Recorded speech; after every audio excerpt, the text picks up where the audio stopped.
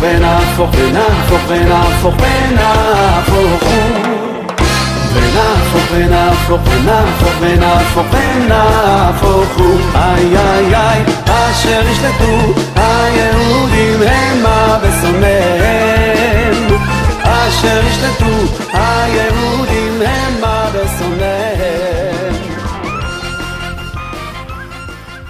Hello everyone, this is the second in the series of Parshat Zachor. And today I'd like to ask a very simple question.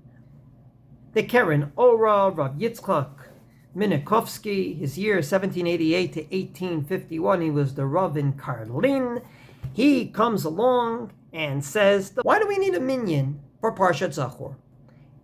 The de'azo yesh la'avin, the ma'ishna zchirazo, the mitzvata b'tzibur mishara zchirot. How come on the Haggadah you can do your Seder by yourself? You don't have to have a minyan at the table.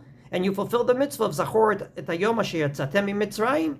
You can make Kiddush by yourself and you fulfill the mitzvah of Zachor et Yom HaShabbat LeKodsho. How come with Zachor of Amalek you need a minyan? And this is something that's probably learned out from the famous story in Rabbi Eliezer went into the Beit Knesset, didn't find 10 people. He had a slave that is not counted for a minyan. He freed the slave against the Torah law of La'olam Bahem Ta'avodu. They should always be your slave till the Jubilee year. And ultimately, they had a minyan. Well, just for a mincha ma'ariv, you violate a biblical commandment, La'olam Bahem Ta'avodu, comes along the Rosh and says, it must have been for a biblical mitzvah, kegon likrot Parshat Zachor shehu min haTorah. Namely, it's to read Parshat Zachor, where you do need a minyan and it's biblical. From here deduces the Trumat Hadesh and Rav Isser line, that if indeed you don't have a minyan in your city and you have a breira, you can go to a city to hear Megillah, you can go to the city to hear Parshat Zachor, you can make 2 trips in the same week, go for Parshat Zachor, because a Megillah at the end of the day you could read alone.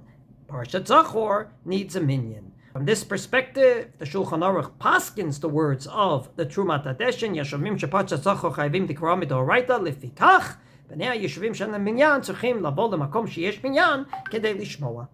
My question is why? Why is it that you need a minyan for Parshat Zachor? Why is it that this Zachor is different from all other Zachors in the Torah? Why does the Magen Avraham say that according to the Trumat Hadeshin and the Haggadah Oshri Da'aseh D'Oraita Likrot Parshat Zachor Be'asara, that not only do you have to fulfill this mitzvah biblically, but it has to be 10 people. And the only laning we have that needs 10 people is this one on a biblical level. There's also a mitzvah in the Torah to kill the 7 nations when they went into Israel. Those 7 nations don't exist today, but a mitzvah in the Torah it is. But the Sefer HaChinuch says something regarding that mitzvah that he doesn't say regarding Amalek, and I quote his words. If a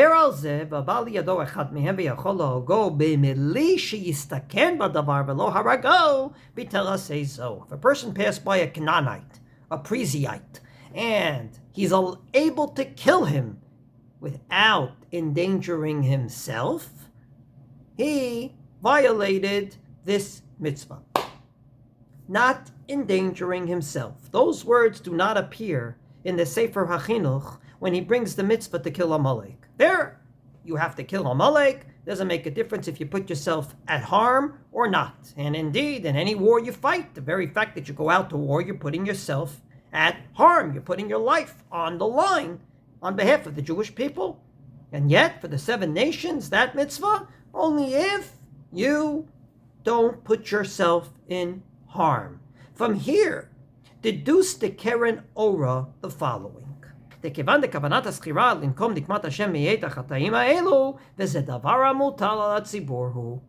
mitzvah to kill Amalek is not a personal mitzvah for you. It is a communal mitzvah of the Jewish people to destroy the anti-Semites out there. And therefore, the mitzvah to remember Amalek is also a communal one. It has to be done communally. Because if indeed one depends on the other, if the laning of Amalek depends on the war against them and vice versa, the war is a communal responsibility of the Jewish state to destroy the enemies of the Jewish people.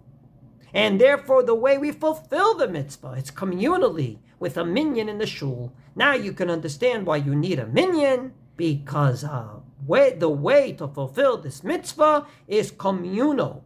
versus the 7 nations, which is a personal mitzvah.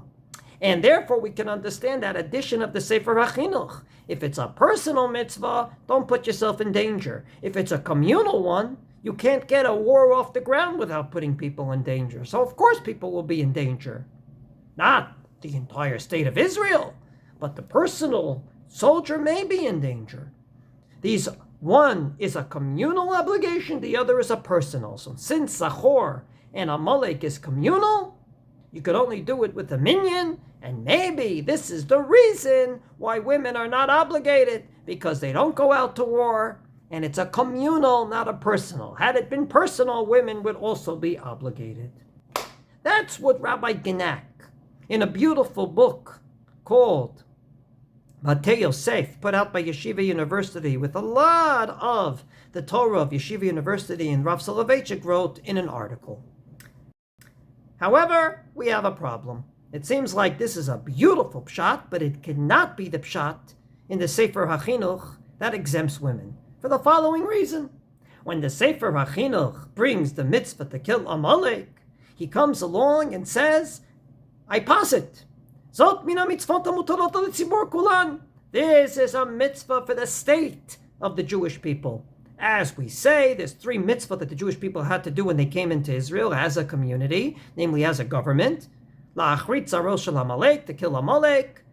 Libnot lahem melech, make a king. Livnot lahem beit bechira, to build the Beis HaMikdash. However, he says, ube'emet, actually in truth, great svara, but this is not it.